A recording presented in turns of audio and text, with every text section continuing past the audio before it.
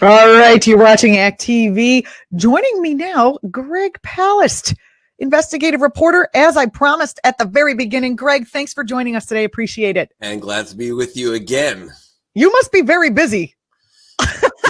What with this being, election season and all of your hard work, your new book is out. It is called, God. Where did it go in my thing? I wanted to make sure I had it clearly up there. How Trump Stole 2020. It's already out, and that is terrifying because it's, the title scares us. Well, How Trump Stole 2020 is not a prediction. It's a warning, because after all, the reason I know he's stealing 2020, he's already stole it. We can steal it back. Don't panic. I'm panicked. You've panicked me. And he did steal 2016. He won by 77,000 votes nationwide out of 140 some million. But what we're talking about now, he didn't win in Michigan. He didn't win in Wisconsin or Pennsylvania. And I go through that in the book and how he did it. But now what he's doing is using these brand new Jim Crow tactics. I don't want to say he. Look, they. It's a they. Agent Orange does not have the brain cells to pull off this caper. Rather, he's got some really smart guys who are doing the nasty for him. Guys like Chris Kobach of Kansas, Brian Kemp in Georgia. These are these secretaries of state which say who gets to vote. And guess what? They've decided that people of a certain color, blue, that is black, brown, Asian American voters and young people, are now targets of what I call the big purge. 16.7 million people have been removed from the voter rolls in the past few years. Oh boy. No, we can fix it. We can fix it. Well, we have some questions for you specifically about how you had uncovered details about how rioters stopped an election count in 2000. And we are terrified that perhaps the same thing, I've been calling it a redneck rebellion, could possibly happen today. It was called the Brooks Brothers Rebellion back then because they were wearing Brooks Brothers suits. Yeah. Today, it's going to be possibly a little different. This is, there's so many aspects to how the Republicans are trying to subvert democracy here during the voting process, but we would like to focus on this one today. Can you tell people what was the Brooks Brothers riot and how come everyone doesn't already know what it is? Okay. Back in 2000, a guy named George W. Bush was supposedly elected president, but the key to it, he won the presidency by just 537 votes. I'm not talking about electoral votes. I'm talking about 537 votes in Florida. I was working for the Guardian BBC television.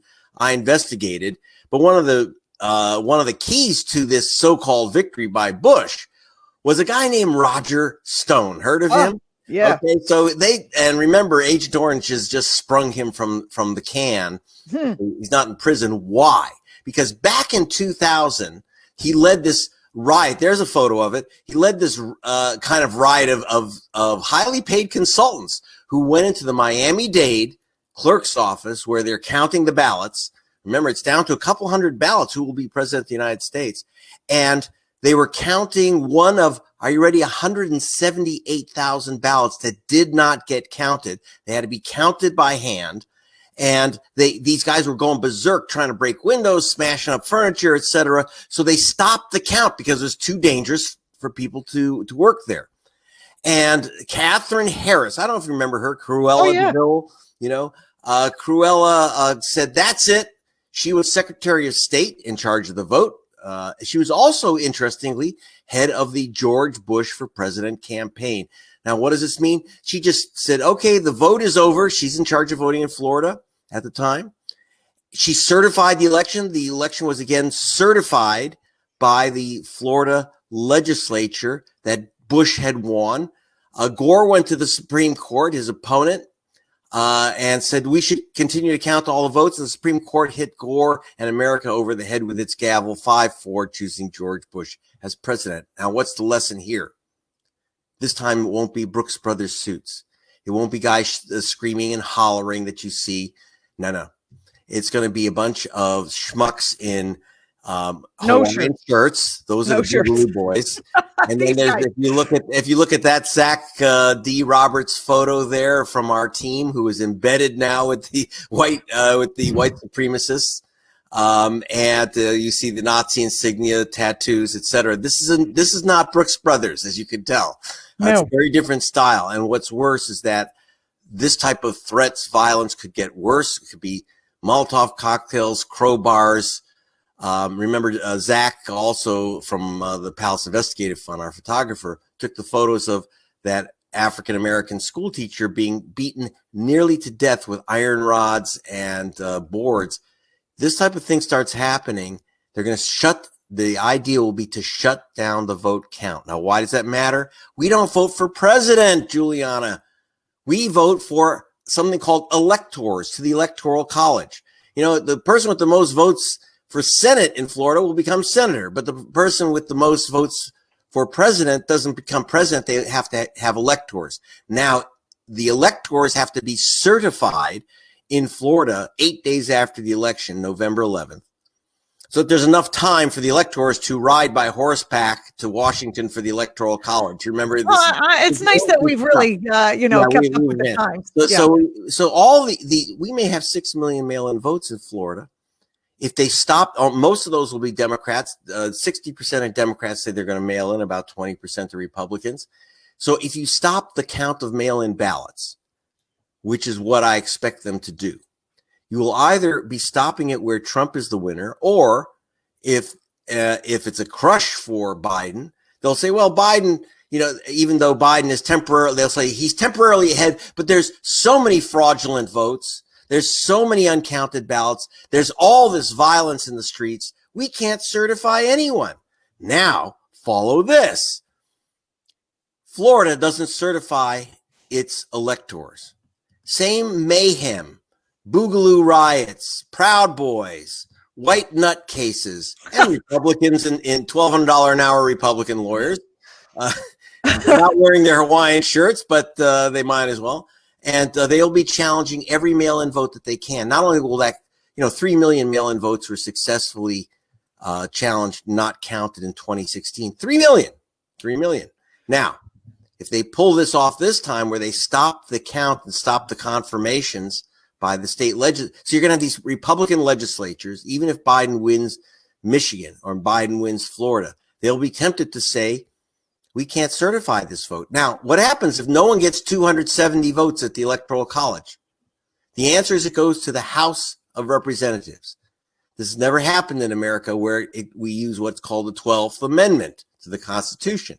Now, you say, okay, that's cool with me. Nancy Pelosi picks our president. No, that's not what happens. Each state gets one vote. New York gets the same vote as North Dakota.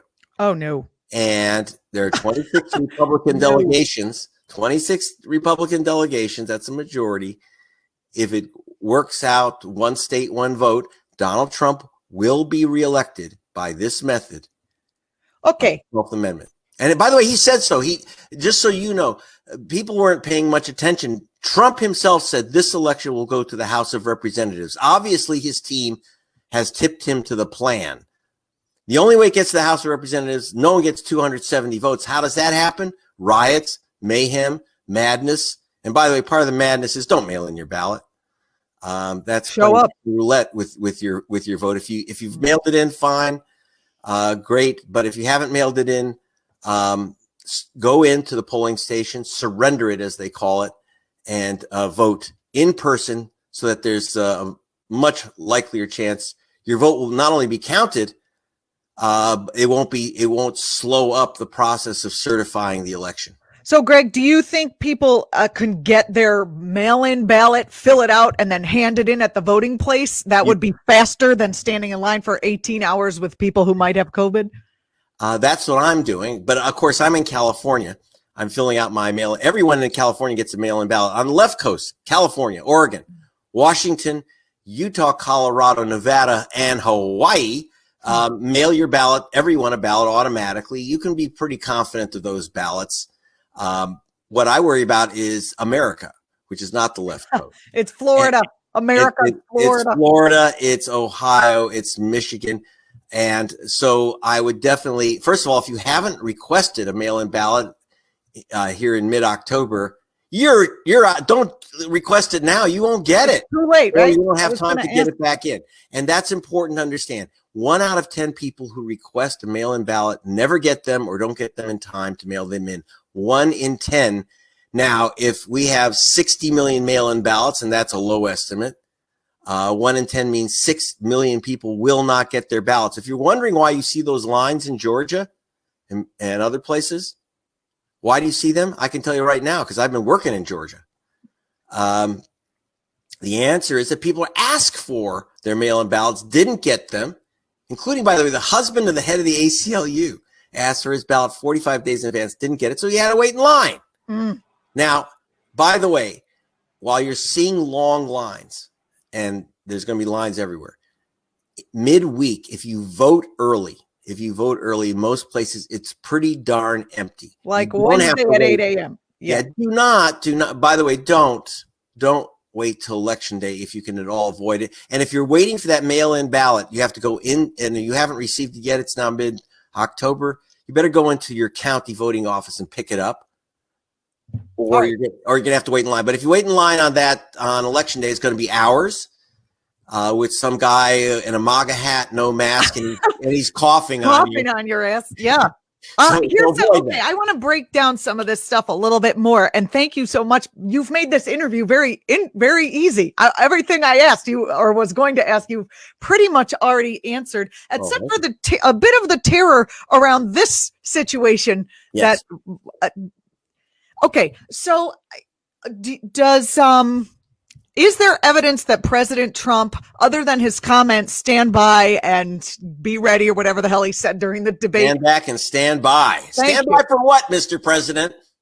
Do you believe that he is actively, is there some coordination that's happening here? Or is he just dog whistling by signaling, okay, I'm gonna how about the 11th? How about it goes to the House? He dog whistles that, and then right-wing talk radio and what we're doing now. My husband was like, maybe you shouldn't talk about this because you're going to give them ideas. I'm like, I'm pretty sure they're not watching this show, but that's not my audience. Is there evidence of how do we know that this is a good possibility? Well, again, you're looking at that charmer on your screen with his nipples out and his Nazi tattoo, his swastika. Yeah. Now that's from, again, Zach D. Roberts, who is my photojournalist embedded with the white supremacists for the past 3 years. And he's telling me they are ready to riot. And understand, from their view, they are saving America. Now, again, the Proud Boys' intellectual leader, if you could call him that, is the albino freak Roger Stone.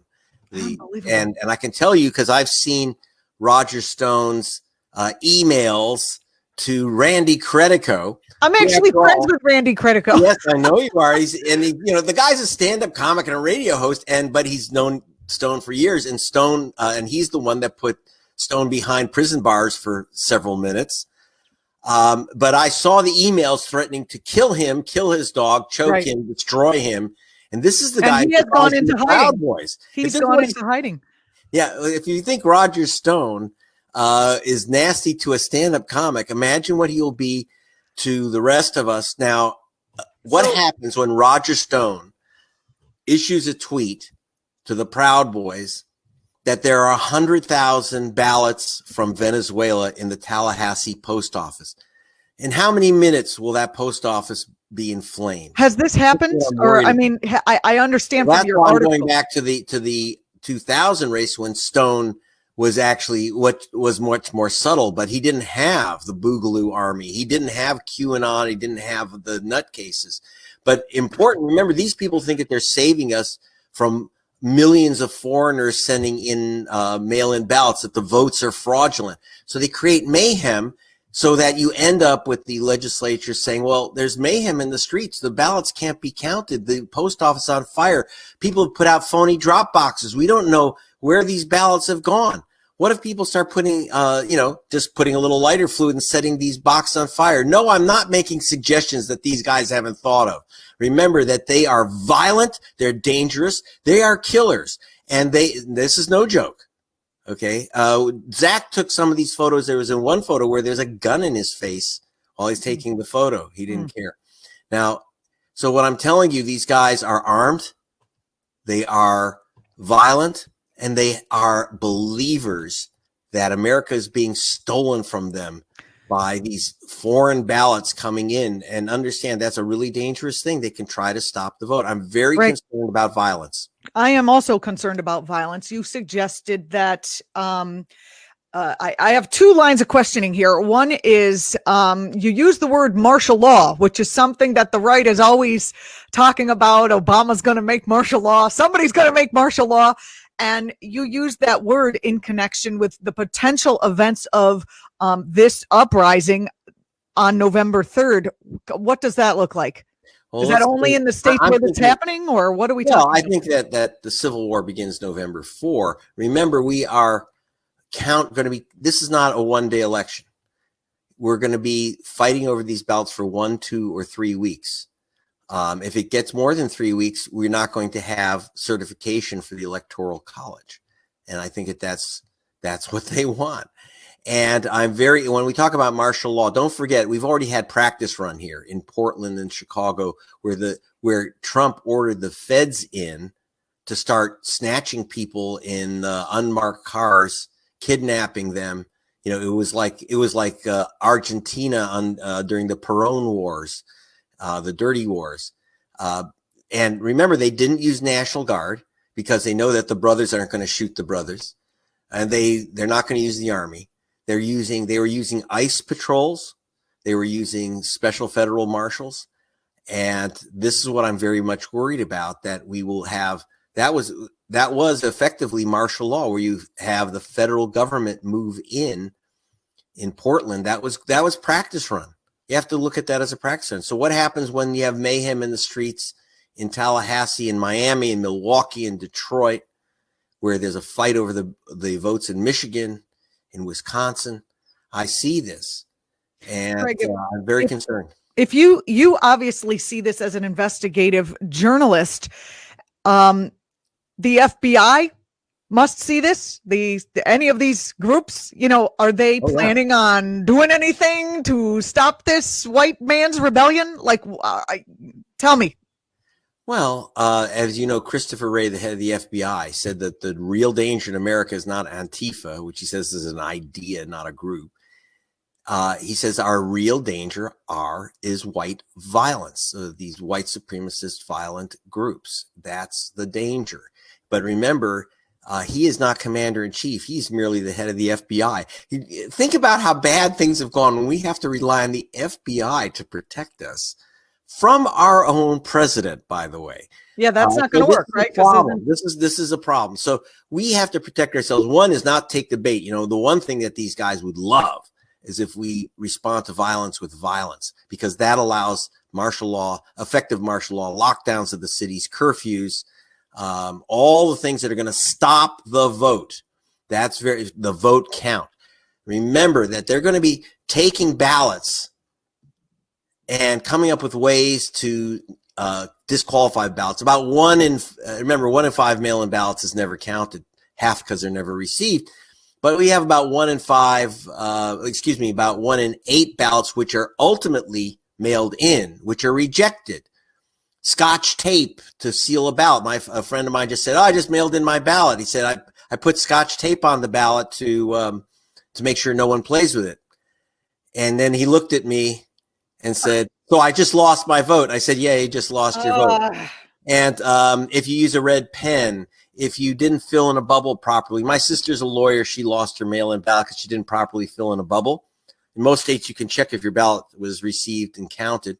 Oh, I did not know that, Greg. Yeah. And, and by the way, excluding thousands of ballots because they have Scotch tape on them, that was the trick used by the Democratic Party to steal the election in the Silk Stocking district in New York, Carol Maloney over the Justice candidate Patel. So the Democrats are really good. They challenged 24,000 mail-in ballots in that race. By the way, you like that? The Democratic Party tells you it's safe and easy to send in your ballot, and it's the Democratic Party which challenged 24,000 mail-in ballots in a single congressional district. But you know what? They ain't champs. Compared to the GOP, that's nothing.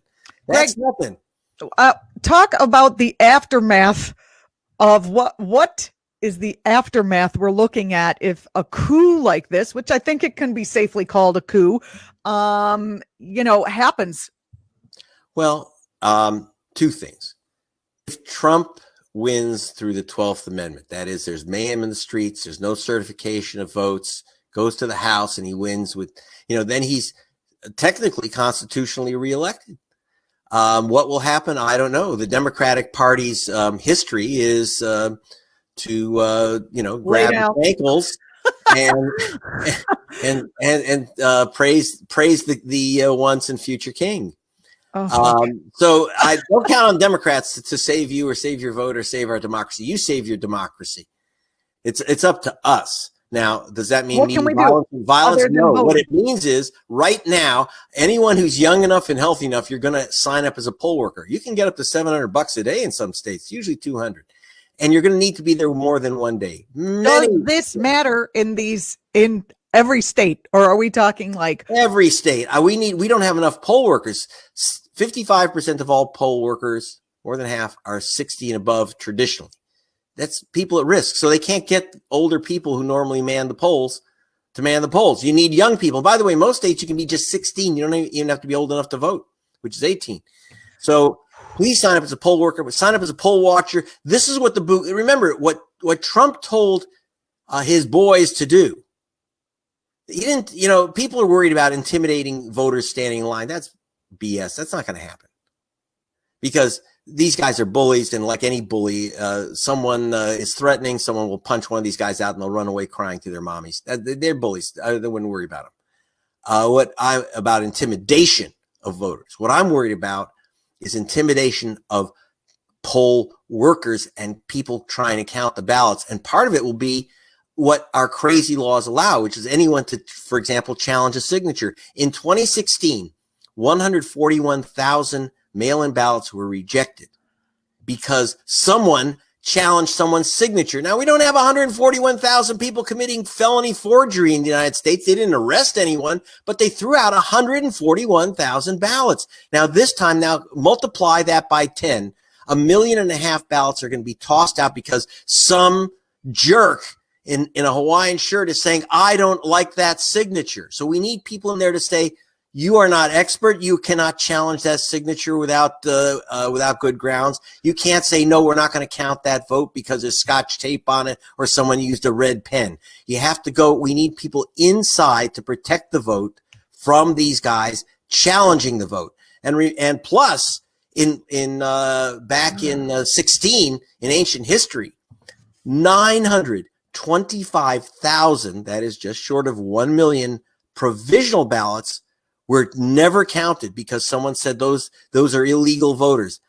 Did we have 1 million illegal voters that shouldn't have been casting ballots? No, because we didn't. You know what? Because if someone was an illegal voter, you go to prison for 5 years. They didn't arrest one out of these million people who lost. And then you can't vote because they're disenfranchising people who have a criminal record. So and they're disenfranchising people. By the way, in some states there's not a single state in America anymore which takes away your vote permanently if you have a felony conviction. That old Jim Crow is gone, but they're still stopping people from voting. You know that 2/3 of African-American males are asked for their voter ID in states where you're not allowed to ask for voter ID. So that, we still have Jim Crow elections. And one of the things you will find, if you go to gregpalast.com, first of all, I want you it's not too painful to get educated. I want you to watch a 1-minute film. Oh, I think I have it here. Oh, let's okay, watch it together. Give it an intro. Okay, so this is a film, and I want to thank Leonardo DiCaprio for hosting this film at his Instagram site. So it has great reach, but importantly, it's warning you about what you can do to save your vote and those you love. And then after we watch this, I want to pick your brain a little bit about, just briefly, about the long game that's been played here, because I don't think Trump just came up with getting a white man's riot, going. So, okay, here's the vid. In 2016, the president was elected by a tiny number of voters, 77,744 votes in 3 states, about the same as a Beyonce concert. What you didn't know was that 1,800,000 voters disappeared. Their voter registrations were canceled and their voices silenced. And today to come out and not be able to vote and no one can give you an explanation, like, it's extremely emotional and it bothers me. It bothers me to my core. Investigative journalist Greg Palast discovered that their votes were intentionally suppressed. Mr. Kemp, are you removing black voters from the voter rolls? Young voters and people of color are the targets of this big purge of voters. The good news is that this year we have the names of the people that are at risk of having their votes stolen. SaveMyVote2020.org. Check to see if your registration has been canceled and follow the link to re-register now.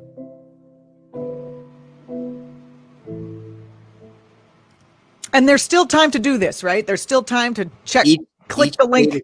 Each state is different. One thing I want you to do is definitely go there. And for example, we have up the purge list. That is the people who were removed in Michigan, which Trump supposedly won by 10,700 votes. That's it, out of 5 million in 16. So in Michigan, you still have till the 18th of October to register online or by mail. I would do it online. You can actually register on the day in both Michigan and Wisconsin, but you'll have to bring the right, you're going to need photo ID and you're going to need proof of your current address. Now you say, well, I'm already registered. Hey, don't do that to me. I just told you, just listen to Yvette Nicole Brown telling you that that millions of people have lost their vote, 16.7 million actually over the past 2 years altogether. Now, that could be you. It was me, by the way. Greg Palast. Yeah, I looked myself up in the California registry. Yeah, me too. No such voter. Yeah, I had that too. I re-registered, and I got my ballot. So, which I'll be walking in. Now, yeah, I got mine also. So what I'm telling you is that one of the things, that woman who was crying in the film, she was crying not because she lost her vote. She was able to vote. She was there with her grandmother, Christine Jordan. Her grandmother was going to vote for her 50th year in a row. She first registered to vote and voted at that very same location for 50 years, beginning with the year her cousin was murdered in 1968. Her cousin is Martin Luther King Jr. So this is Martin Luther King's cousin voting at the same place for 50 years. They told her, scram, you're no longer on the voter rolls. Now, why should she, after 49 years, expect that on the 50th year, she's been purged and can't vote? Or they give you the cockamamie placebo provisional ballot. By the way, if they try to hand you a provisional ballot, demand a poll watcher, a poll judge to give you a ballot. But you know what? If you've been removed from the voter rolls, that you may be out of luck. So what you got to do now is check right now. I don't care how long you've been voting in the same place. Check for your cousin, check for your aunt, especially if they're in states. The states most likely to where you're most likely to be purged are those GOP controlled states, swing states. Michigan, when I say GOP controlled, the rules of the legislature, Michigan, Wisconsin, Florida, North Carolina, we've got the purge list there. States where we don't have the list in hand, we have a link to check your registration, vote.org. So look, Greg, you got to check it out. I don't care. You've got to check your registration right now. And Greg, yeah. How can we help to get? I've seen you on your I've seen you on other independent media outlets, and I got thank God you are doing this, because I am not hearing this on mainstream media. Have you been interviewed on CNN or MSNBC? I'm sure Fox News isn't beating down your door. What about even international outlets? Is the BBC calling you? What about Canada? What are you hitting the mainstream with this information? I'm definitely hitting the mainstream in every other nation. I remember that I was a BBC nightly news reporter, investigative reporter for BBC, for The Guardian. And so my work is covered on the regular nightly news all over the planet, Canada, Mexico, wherever. but not in my own country. This information bounces off the electronic Berlin Wall, and bless you and act.tv and other independent outlets for going around the mainstream omerta. Look, there is, look, it's wonderful that Joe Biden told us your mail-in vote is safe and it will be counted. Well, he's going to be a busy man trying to count all those votes and punching Boogaloo boys in the face who are trying to burn the ballots. Thank you, Joe. But that ain't, let's talk now. Let's return to the planet of reality. And it's called America. And in America, if 60 million mail-in votes somehow make it into these voting stations, how are we going to get them counted, Joe, in 8 days in Florida? I don't know. Our names are backwards. How many? You're Julianna Furlano. How many of the states, I don't see this happening in New York or Connecticut, right? The big redneck riot. But how many of the states would be important, do they need to do this in order to have their plan move forward? I know Florida is on the front lines, but where else? You said Michigan? Michigan, well, you just saw the plan to kidnap the government by the Wolverine Watchmen. God! And of course, Zach was talking with these guys. So the states you have to worry about are Florida, Michigan, Wisconsin, North Carolina, also Ohio, Texas, Arizona. These are the states where you have to look out if you've been purged. And I'm more worried that you figure out how to get yourself back on the voter rolls right away. Some states have closed out, not all of them. And again, even though the law says you don't have to have ID with you when you vote and proof of address, bring it. And in some states, find out if they say you're not on the voter roll, say, may I register today? Most states don't tell you have same day registration. I know here in California, they don't. So this is where I'm concerned about interference, violence, and challenges to your vote. But it happens in every state. Like I say, the Democrats have been challenging votes by the tens of thousands in New York. New York has always been a horrible place to vote. Yes, I know. I just sent same with California, but I've been thrown off the rolls 100 times there. Really, almost every time I vote for someone who's not every time I voted for Bernie, the next time I showed up, it was I wasn't there. I hadn't lived there. Exactly. So there's I would love to say that it's only the Republicans, but it's mostly the Republicans in general elections. It's the Democrats who are specialists at stealing votes in primaries. They steal from each other, whereas the Republicans are maybe a wee bit smarter, and so they steal from the other side. But okay, I'm laughing about it, because what can you do? My book's, how Trump stole 2020. Again, a warning, not a prediction. I write it as there's a comic book in the middle because I'm trying to keep a sense of humor about the destruction of our democracy, so that you'll be entertained enough to keep reading and learn how to protect your vote. By the way, at the back of the book and at gregpalast.com. And if you want to, by the way, pass out that 1 minute film, go to Leonardo DiCaprio's Instagram site, type in Palast, or to gregpalast.com. And because I want to make sure that people understand the danger to your vote and how to correct it. At the back of the book, there's what I call the ballot condom. No, you don't slip it over the ballot. It gives you 7 ways to vote safely so that your ballot is safe. And like I say, number 1 is try to go in and vote in person early. That's very important. And if you can't, I'm an at-risk old guy. I get my ballot, fill it out super carefully, make sure you have the internal envelope, no red pens or pencils, black or blue pen only, fill in the bubble, follow the instructions. And if you're in Wisconsin or 7 other states, you have to include a witness statement. You have to be signed by a registered voter or citizen. Not so easy. In many states, you're going to have to mail, like also Wisconsin, again, this crazy swing state where the GOP put in these nutty rules.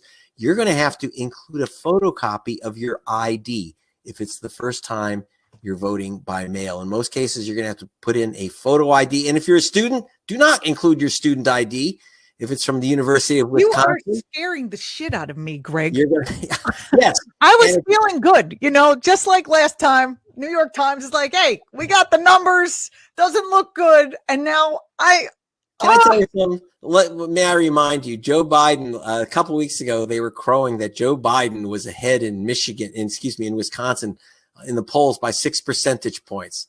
And I noted that that was exactly the lead that Hillary Clinton had in the polls in Wisconsin on election morning. And in fact, the exit polls show that she had crushed it in Wisconsin by 4%, but they didn't count the steal. And that's what happened in Wisconsin. They didn't count the steal.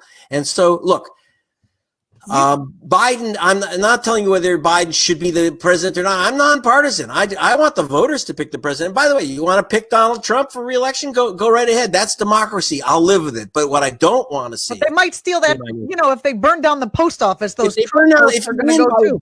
Yeah, if you win by burning down post office and stopping vote counts, then you're a dictator. You're not, I want the voters to choose the president, not the politicians to pick the voters that they like. And that's what we worry about with these purges. And you've got to protect your own vote. I will say the Democratic Party of Wisconsin, but of course, prodded by Mandela Barnes, their young African-American lieutenant governor, is pushing them on this issue of protecting the vote. And they are trying. Greg, I was in you mentioned Tallahassee. I have written about how Tallahassee was the most terrifying place I have ever been in my life. No offense to Tallahassee, but I'm telling you, I was there to cover Andrew Gillum's race when he was running for Democratic governor. And there was a voting purge during that race. Yes. And so now I can see why that was so important, especially looking ahead to 2020, because they need a Republican governor there, don't they? In order to say, hey, we need Marshall. We got to stop this. The post offices are burning. The white people are rioting. They've been playing a long game here, it seems. Yes, I'm very concerned. I know that in Florida, where you did see real threats of violence, of course they shoplifted that election too.